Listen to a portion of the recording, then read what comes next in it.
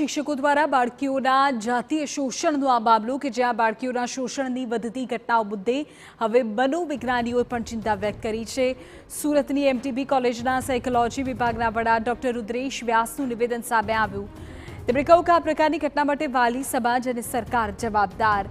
આવી ઘટના અટકાવવા શિક્ષકોને આપવી જોઈએ ખાસ તાલીમ। શિક્ષકોએ કયા પ્રકારે વિદ્યાર્થીઓથી અંતર રાખવું તેની તાલીમ આપવી જરૂરી છે।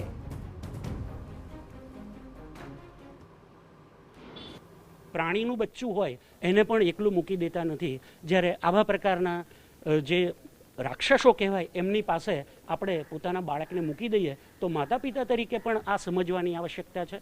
સરકાર પણ એટલી જ જવાબદાર છે, કારણ કે સરકાર તરફથી કોડ ઓફ કન્ડક્ટ અને આ જે કોઈ શિક્ષકો છે, અધ્યાપકો છે, એમની માટે યોગ્ય પ્રકારની તાલીમ એ થતી નથી। એક વૈજ્ઞાનિક રીતે આ પ્રકારનો તાલીમ કાર્યક્રમ આયોજિત કર્યો છે, જે શિક્ષકો માટે અને શાળાઓની અંદર વિદ્યાર્થી અને વિદ્યાર્થીનીઓ માટે અમે ચલાવી રહ્યા છીએ અને જેના ખૂબ જ સારા પરિણામો હું માનું છું ત્યાં સુધી સુરતમાં તો પ્રાપ્ત થયા છે। સુરતની અંદર આવી ઘટનાઓ ઉપર ઘણો બધો કાબુ આપણે લાવી શક્યા છીએ।